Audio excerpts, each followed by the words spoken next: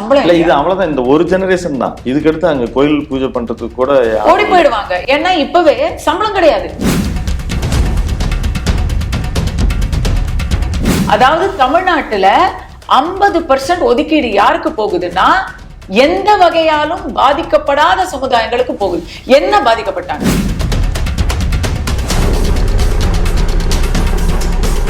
ரீதியான இட ஒதுக்கீடு கூட்டணியில தான் இருக்கிறாங்க. பாமக தான் நீங்க என்ன ஜாதி கட்சி எல்லா கூட்டணியிலயும் இருக்காங்க. இங்க ஒரு ஜாதினா அங்க ஒரு ஜாதி, ஜாதி கட்சி எல்லா இதுலயும் இருக்காங்க. அவங்க இத்தனை நாள் பண்ணாத கணக்கெடுப்பு இப்ப என்ன பண்ணாங்கன்னா அவங்களோட ஓட் பேங்க் எவ்வளவு இருக்கு, அடுத்தது மத ரீதியான இதை நீங்க எத்தனை முஸ்லிம் இருக்காங்க, எத்தனை கிறிஸ்டியன் இருக்காங்க, அந்தந்த ஓட் பேங்க்ல போய் அங்கங்க அவங்களுக்கு ஏத்த மாதிரி ஏமாத்தலாம். ஒரு மாசம் எம்எல்ஏ எல்லாம் அர்ச்சகர் ஆகட்டுங்க, அர்ச்சகர் எல்லாம் எம்எல்ஏ ஆகட்டுங்க, ஒரே ஒரு மாசம் ஒத்துக்குவீங்களா? நான் கடைசியா சந்திச்ச ஒரு பெண்ணுடைய பேர் தேவி. அவங்க அந்த குப்பை தொட்டி மேல இப்படி உட்காந்துட்டு அப்படி பார்த்துட்டு இருந்தாங்க. தமிழனா ஒலிம்பிக்ஸ்ல மெடல் வாங்கினா இனிக்குது, ஏசியாட்ல தங்க மெடல் வாங்கினா இனிக்குது, நேத்து பாரா ஏசியாட்ல வாங்கினா இனிக்குது. எல்லாத்துக்கும் தமிழர்கள் வேணும். ஆனா அங்க ஒடிசால ஒரு ஐஎஸ் ஆபீசர் திறம்பட செஞ்சா வேணாமோ?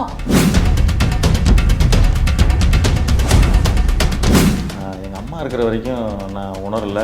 இப்ப நான் உணர்றேன். நான் பயாலஜிக்கலாவே பிறக்கல. இது என்ன கேட்டாங்க, எங்க வீட்லயே கேட்டாங்க. பனகல் பார்க்ல நடந்து போனா நிறைய பேர் செல்ஃபி எடுப்பாங்க. அப்படிலாம் செஞ்சா ஒருத்தர் அரசியலை விட்டு வெளியே போயிடுவாரான்னு சொல்லுங்க. அந்த ஒரு சமூக நலனுக்காக வேணா நான் அதை பண்ணி காட்டுறேன். ஆந்திரால ஜகன் தோக்குறாருங்கிறது தான் அங்க யதார்த்தம். திருச்சி சூர்யா சொல்றாரு, அவங்க நடிச்சிட்டு இருக்காங்களா, இன்னும் பிஸியா இருக்காங்களா அப்படின்லாம் கேட்கறாங்க. ஆமா, அவர் பாக்குற படங்கள்ல எல்லாம் நான் நடிக்க மாட்டேன்.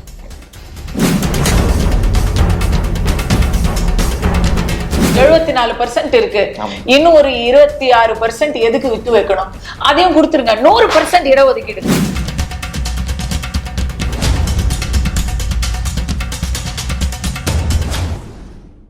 பிறப்பால் ஒடுக்கப்பட்டவர்கள் மறுக்கப்பட்டவர்கள் என்பது பட்டியலின திரைச்சாரம். நீங்க இப்ப சொன்னீங்க அன்டச்சபிலிட்டின்னு சொன்னீங்க, இரட்டை குவளை முறைன்னு சொன்னீங்க. இந்த முறையெல்லாம் யாரால் யார் மீது தொடுக்கப்படுகிறது? இது ஒரு எல்லா கம்யூனிட்டி அதுக்கு மேல இருக்கிறதா யார் யார் நினைக்கிறாங்களோ எல்லாமே அது அதுதான். இப்போ என் கேள்வி என்னன்னா, நீங்க 18% 100% ஒடுக்கப்பட்ட ஒரு செக்ஷனுக்கு நீங்க 18% கொடுக்குறீங்க. ஒடுக்கவே படாத பாதிக்கப்படாத ஒரு சமுதாயத்துக்கு நீங்க எவ்வளவு கொடுக்குறீங்க? அந்த தொகை எப்படி மேடம் இப்படி கம்பேர் பண்றீங்க? அவர்கள் ஒரு 100 அவங்களுக்கு எதுக்கு கொடுக்குறீங்க? 18% இங்க கொடுக்குறீங்க. 50%ங்க 50%. அதாவது தமிழ்நாட்டுல 50% ஒதுக்கீடு யாருக்கு போகுதுன்னா எந்த வகையாலும் பாதிக்கப்படாத சமுதாயங்களுக்கு போகுது. என்ன பாதிக்கப்பட்டாங்க? இல்ல அவர்களுக்கும் இப்போ ஒவ்வொரு படிநிலை இருக்கு. அவங்க படிநிலையெல்லாம் அரசியல் அதெல்லாம் இல்ல. விழுப்புரம் மாதிரியான மாவட்டம் நீங்க எடுத்தீங்கன்னா அங்க பாத்தீங்கன்னா எல்லா தரப்பு கம்யூனிட்டி பீப்புளுமே பேக்வேர்ட்ல தான் இருக்கிறாங்க, பின்னணியில தான் இருக்காங்க. கல்வி, பொருளாதாரம் எல்லாரும் இருப்பாங்க. அதுதான், அதுல சைவ பிள்ளைமாரும் இருப்பாங்க. எல்லா இடத்துலயும் ஏழைகள் இருப்பாங்க, அந்தந்த சமூகத்துல நலிந்தவர்கள் இருப்பாங்க. அவங்களுக்கான ஒரு இடஒதுக்கீடு கொடுக்கறதுல எனக்கு முழு சம்மதம், முழு ஏற்பு.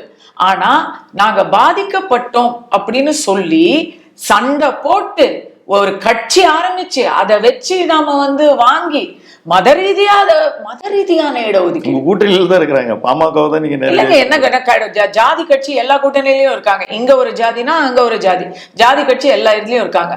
அந்த ஜாதிகள்ல எந்த ஜாதி பாதிக்கப்பட்டவர்கள்? அவங்கள யாரு ஜாதி மூலமாக தீண்டாமை அனுபவித்தவர்களோ, பள்ளிக்கூடத்துக்கு படிக்க போடக்கூடாதுன்னு சொன்னவர்களோ, இல்ல ஆங்கிலேயர்கள் கிட்ட வேலை செய்யாதவர்களோ யார் இருக்காங்க அந்த ஜாதிகள்ல? என்ன கேட்டா 18% 25% ஏத்தி கொடுக்கணும்னு நான் சொல்லுவேன். ஏன்னா அவங்களுடைய மக்கள் தொகையை பாருங்க, அவங்க 100% ஒடுக்கப்பட்டவர்கள். பட்டியலினத்தவரை பாத்தீங்கன்னா 2 ஜெனரேஷன் நீங்க அந்த பாயிண்ட் வந்துட்டீங்க. என்னன்னா நீங்க அந்த சொல்ற ஒரு யார ஒடுக்குனாங்க அவங்கள? ஒடுக்கினவர்களுக்கு எதுக்கு இதை ஒடுக்கி?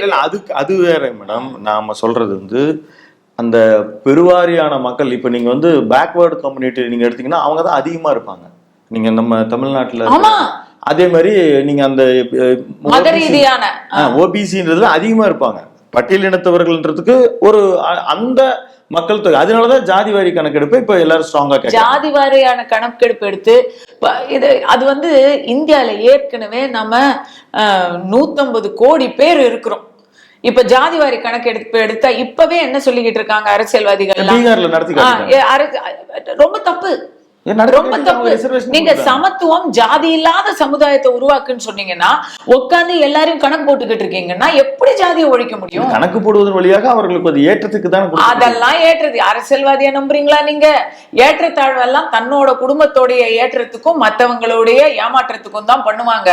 அவங்க வந்து கணக்கு எடுக்கிற ஏங்க யாரோட குடுமையோ சும்மா ஆடுமான்னு கேட்டாங்க. அப்படிதான் அவங்க இத்தனை நாள் பண்ணாத கணக்கெடுப்பு இப்ப என்ன பண்ணாங்கன்னா அவங்களோட ஓட் பேங்க் எவ்வளவு இருக்கு, அடுத்தது மத ரீதியான இதை நீங்க எத்தனை முஸ்லிம் இருக்காங்க, எத்தனை கிறிஸ்டியன் இருக்காங்க, எத்தனை சீக் இருக்காங்க எல்லாம் எடுத்தீங்கன்னா அந்தந்த ஓட் பேங்க்ல போய் அங்கங்க அவங்களுக்கு ஏத்த மாதிரி ஏமாத்தலாம். நீங்க ஏன்னா சொன்னது நீங்க தீண்டாமை இருக்கு, அது ஆமா தீண்டாமை அனுபவிச்சவங்களுக்கு கொடுங்க. கண்டிப்பா அவங்களுக்கான ஊக்கத்தையும் சமூகத்துல அவங்களுக்கு ஒரு மரியாதை வரும். இப்ப நான் வந்து பிரச்சாரத்துக்கு போனேன் ஆந்திரால. திருப்பதி கேண்டிடேட் ஐஏஎஸ் ஆபீசர், பட்டியலினத்திலிருந்து வந்த ஒரு ஐஏஎஸ் ஆபீசர். எவ்வளவு பெருமையா இருந்தது தெரியுமா? அவருக்கு போய் நம்ம பேசும்போது நமக்கே வந்து பெருமையா இருக்கு. அப்கோர்ஸ் அது ரிசர்வ் கேண்டிடேட் கான்ஸ்டிட்யூன்சி, சோ அவருக்கு எதிரணியில இருக்கிறவங்களும் ரிசர்வ் தான். பட் இவர் ஐஏஎஸ் ஆபீசர், அந்த ஒரு விஷயம் இருக்குல்ல. ஐஏஎஸ் ஆபீசர் அரசு திட்டங்கள்ல வந்து மற்றவங்களுக்கெல்லாம் வயது உச்சவரம்பு இருக்கு, பட்டியலினத்தவருக்கு வயது உச்சவரம்பு கிடையாது, எத்தனை முறை வேணா அட்டம் பண்ணலாம், இப்படி எல்லாம் நிறைய ஆப்ஷன்ஸ் கொடுக்குறாங்க. ஏன்னா மறுக்கப்பட்டவர்கள் ஒடுக்கப்பட்டவர்கள். சோ இதுல மாற்று கருத்து இல்லை. பட் ஒடுக்கப்பட்டவர்களை ஒடுக்கியது யார்? ஒடுக்கியவர்களுக்கு இடஒதுக்கீடு கொடுத்தது எதற்காக? இதான் என் கேள்வி. நீங்க வந்து ஜெனரல் கேட்டகரியில இருக்கிற ஏன் ஐயருங்களை பார்த்து நீ வந்து பார்ப்பனியம் இதெல்லாம் பேசுறல்ல, அவங்க எந்த ஒரு ஜாதி வன்முறையிலயோ கலவரத்திலயோ ஜாதி கொலையிலயோ சம்மந்தப்பட்டிருக்காங்க?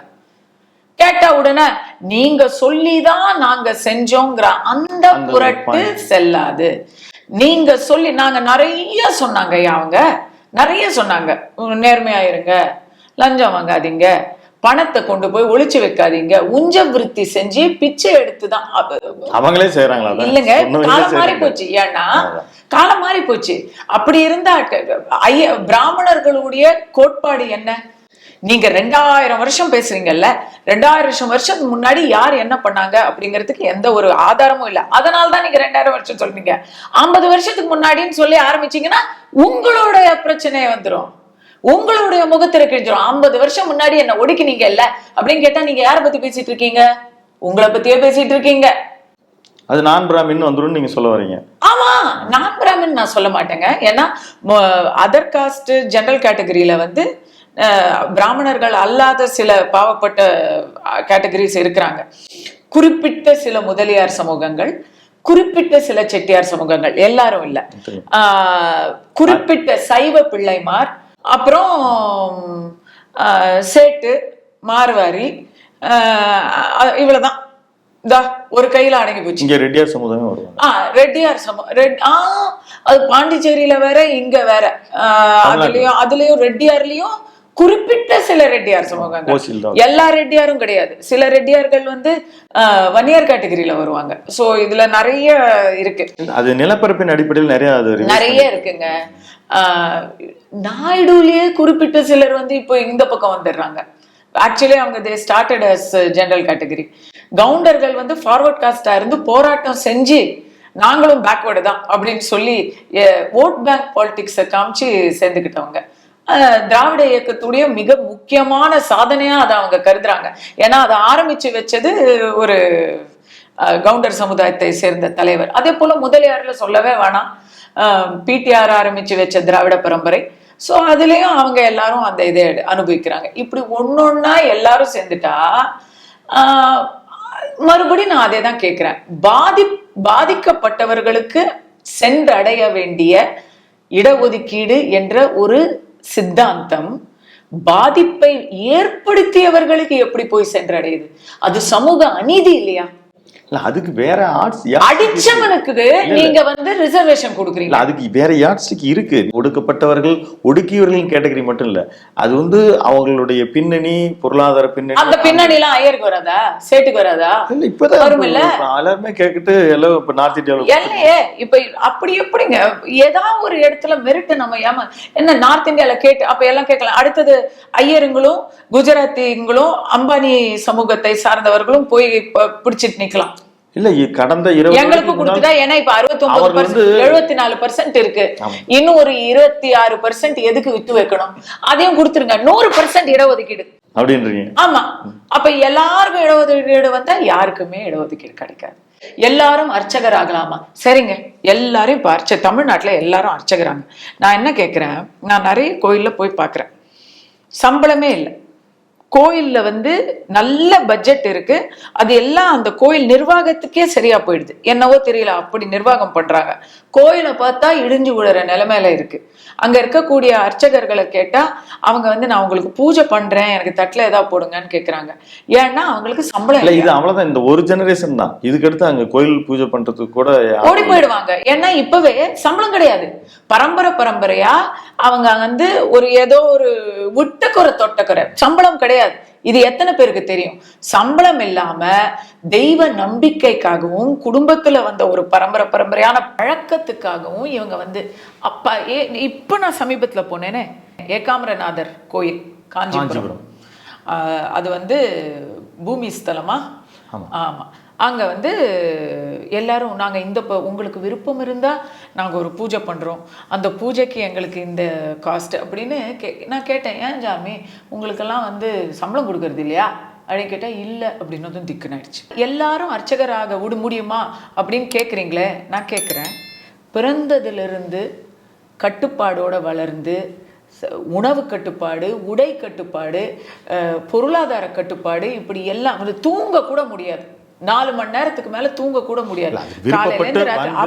அப்படி இருந்தா பயிற்சி கிடையாது. இது இந்த கட்டுப்பாடு பிறந்ததுல இருந்து 5 வயசுல இருந்து நீங்க வந்து ஐஸ்கிரீம் சாப்பிட முடியாது அப்படின்னு சொன்னா நீங்க செய்வீங்களா? ரொம்ப சாதாரண ஒரு கட்டுப்பாடு. உங்களுக்கு பிடிச்ச விஷயங்களை செய்ய முடியாது, உங்களுக்கு பிடிச்ச மாதிரி உடை, ஒரு சிகை அலங்காரம் கூட உங்களுக்கு பிடிச்ச மாதிரி வச்சுக்க முடியாது. எல்லாமே நீங்க வந்து அந்த கோயிலுக்கு என்ன பாரம்பரியமோ அதை தான் நீங்க செய்யணும். இந்த பக்கம் குடுமி வைக்கணுமா, பின்னாடி குடுமி வைக்கணுமான்னு அந்த கோயிலுடைய சாமிக்கு ஏற்ற மாதிரி தான் நீங்க செய்ய முடியும். இப்படி எல்லாம் செஞ்சு டிப்ஸுக்காக வேலை செய்யறதுக்கு அர்ச்சகர்களா நீங்க ஆகணும்னு நீங்க நினைச்சீங்கன்னா தாராளமா யார் வேணா ஆகட்டும். ஆனா அதுக்கு பதிலா யார் வேணா எம்எல்ஏ ஆகலாம் அப்படின்னு நீங்க உங்க எம்எல்ஏ ஒண்ணுமே வேணாம், 1 மாசம் எம்எல்ஏ எல்லாம் அர்ச்சகர் ஆகட்டுங்க, அர்ச்சகர் எல்லாம் எம்எல்ஏ ஆகட்டுங்க, ஒரே 1 மாசம். ஒத்துக்குவீங்களா? லாஜிக்கே இல்லை மேடம். நான் என்ன சொல்றேன்னா, ஏன் லாஜிக் இல்ல? ஏன் லாஜிக் இல்ல? ஒரு நாள் முதல்வர் மாதிரி 1 மாசம் நீங்க எம்எல்ஏ பதவி கொடுங்க, ஒரு கவுன்சிலர் பதவி கொடுங்க. கவுன்சிலர் வந்து அவருக்கு வந்து சமுதாயத்துல மிகப்பெரிய, அவர் தானே கேட்கிறாரு, மிகப்பெரிய ஒரு மரியாதை. வாங்க, உங்களை நீங்களே வந்து சாமியை தொட்டு எல்லா பூஜைகளையும் செய்யுங்க. உங்களுக்கு அதுக்கு எந்த விதமான மந்திரமும் தெரியலனாலும் பரவாயில்ல, நீங்க செய்யுங்க. அந்த 1 மாசம் உங்க கவுன்சிலர் பதவியை அங்க கோயில்ல இருந்த அர்ச்சகனை நீங்க இப்ப செய்ய விடுவீங்களா? இல்ல ஆகம விதிகள் பேச்சுக்கு இது சரியா இருக்கும். இல்ல பேச்சுக்கு கூட இது வந்து ஆகம விதிகளோட வரவங்கள அந்த ஆகம விதிகளை கற்றுக்கொண்டு நான் வேணான்றேன். எனக்கு விதியே வேணாம்.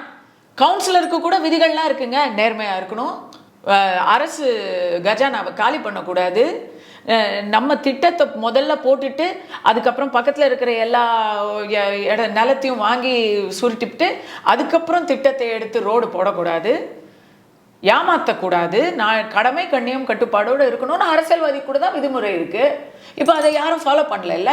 அதே போல் இப்போ நம்ம வந்து இதை நம்ம சேர்த்து ஸ்வாப் பண்ணிக்கலாம். 1 மாதம் இங்கே வாய் கிளிய பேசுகிற அரசியல்வாதியோ இல்லை அரசியல் தொண்டரோ 1 மாதம் சைவமாயிருந்து பயபக்தியோட பூஜை பண்ணட்டும். அதுக்கு பதிலாக இவங்களுக்கு உங்களோட பதவியை கொடுங்க. மாதிரி இருக்கிறவங்கள கேட்கறதுக்கே ஏகப்பட்ட தடைகள். நீங்க இன்னும் அதை கேட்காதவங்களை வந்து ஏன்னா இங்க பேசுறது எல்லாமே பொனசுருட்டு பொரட்டு, பொய் பொய் பொய். கேட்கறதுக்கு மட்டும் ஆகும்னா எல்லாரும் அர்ச்சகர்கள் ஆகலாமா? ஏன் எதுக்கு எல்லாரும் அர்ச்சகர் ஆகணும்? உன்ன மாதிரி புறம்போக்கெல்லாம் எதுக்கு அர்ச்சகர் ஆகணும்னு கேட்குறேன் நான். எதுல இருக்கு சமத்துவம்? இல்லை பக்தி செலுத்துறதுல மிக கடினமான முறைகள் எல்லாம் இங்கே காட்டியிருக்காங்க. இப்போ நீங்க வந்து சைவ சமயத்துல இது கோயில்ல ஒரு பணி வேலைன்னு சொல்றாங்க. இல்ல ஹார்ட் ஒர்க்னு நீங்க சொல்றீங்கல்ல, அதை வந்து சைவ சமயத்திலே கூட நீங்க வந்து பாத்தீங்கன்னா அவங்க ஞான மார்க்கத்துல போகும்போது மிக சைவ சமயத்துல ஜாதி கிடையாது. கண்ணப்ப நாயனாரையும் எத்தனையோ பேர் திருநாவுக்கரசரையும் போற்றிய சைவ சமயம் அந்த மாதிரி எல்லாம் இருக்கிறவங்களும் இருந்திருக்கிறாங்க. எல்லா இதுலையும் நீங்கள் 63 பார்த்தீங்கன்னா எல்லா சமுதாயத்தை சேர்ந்தவர்களும் பக்தி நிலையை வந்து காட்டியிருப்பாங்க. பிராமணர்களை வந்து அவங்கள மாதிரி ஒரு தெளிவானவங்க கிடையவே கிடையாது. அவங்க அழகு குத்திக்கிறது இல்லை, அவங்களுக்கு சாமி ஆடுறது இல்லை, அவங்க வந்து மொட்டை அடிச்சுக்கிறது இல்லை. என்ன பைத்தியக்காரத்தனம் இதெல்லாம் ஐயருங்க செய்யறது இல்லைன்னு உனக்கு தெரியுமா? தெரியாது. சொல்லிடுறது, சொல்லிட்டா 4 பேர் நம்புவான். பொய்யிலேயே ஒரு சமூகத்தை பொய் சொல்லி இழிவுபடுத்தணும். அந்த சமூகம் நல்ல சமூகம். அதே மாதிரி அவங்க ஒரு வேலை வாய்ப்பு அப்படி இப்படின்னு போனா அவங்க ஏன் ஒரு கீழ்நிலை பணிகள் எல்லாம் செய்யறதில்ல? எடுத்தோடனே அவங்க வந்து அவங்க ஒரு டெஸ்க் ஜாபுக்கு போறாங்க அப்படின்னு ஒரு இப்போ கூட சமீபத்தில் ஒருத்தர் பேசியிருக்கிறாரு. இப்படிதான் பேசிட்டு இருப்பாங்க. நான் அதுக்கான பதில சொல்றேன். அவன் உழைச்சி படிச்சு ஏதோ தனக்கு தெரிஞ்சதை செய்யறான். கீழ்நிலையில இல்லை பண்ணலைன்னு உங்களுக்கு தெரியுமா? உட்காந்து எல்லாரையும் போய் கக்கூசில் க்ளீன் பண்ணிட்டு இருக்கிறவங்க எல்லாரும் ஒரு ஜாதியை சேர்ந்தவங்கன்னு சொல்லிட்டு இருந்தாங்கல்ல. நான் வந்து எப்போ ஏர்போர்ட் போனாலும் சரி, எப்போ நான் வந்து ஒரு பொது இடத்துக்கு போனாலும் சரி, இப்பெல்லாம் நான் கேட்க ஆரம்பிச்சிட்டேன்.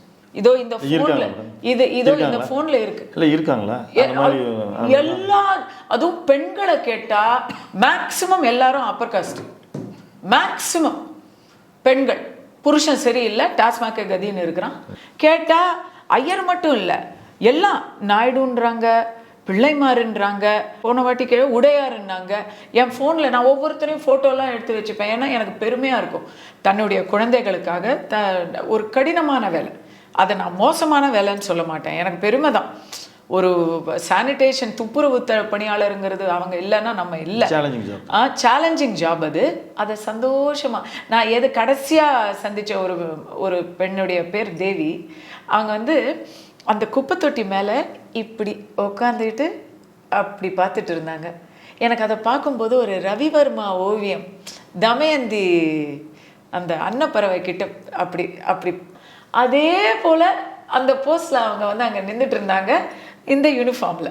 நான் போய் ஃபோட்டோ எடுத்தேன். ஃபோட்டோ எடுத்தது என்ன யாரோ ஃபோட்டோ எடுக்கிறாங்கன்னதும் போய் பேசினேன்.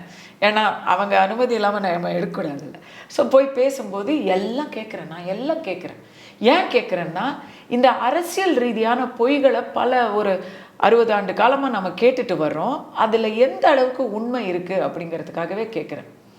நான் சொன்னேன்ல, பிரச்சாரம் போன IAS ஆஃபீஸர் ஒரு பட்டியலினத்தவர். அதே போல் அங்கே வந்து துப்புரவு செஞ்சிட்ருக்கிற தொழிலாளி வேற ஒரு இடை ஜாதி என்று சொல்லக்கூடியவர்கள், ஆதிக்க ஜாதின்னு கூட சொல்லிக்கலாம். ஸோ பெண்களை பொறுத்த வரைக்கும் ஜாதியெல்லாம் இல்லைங்க. பெண்களை பொறுத்த வரைக்கும் குடும்பம் தான். ஆந்திராவிலையும் பிரச்சாரம் செய்திருக்கிறதா சொன்னீங்க. எப்படி எங்கள் வெற்றி வாய்ப்பு நீங்கள் எப்படி கணிக்கிறீங்க?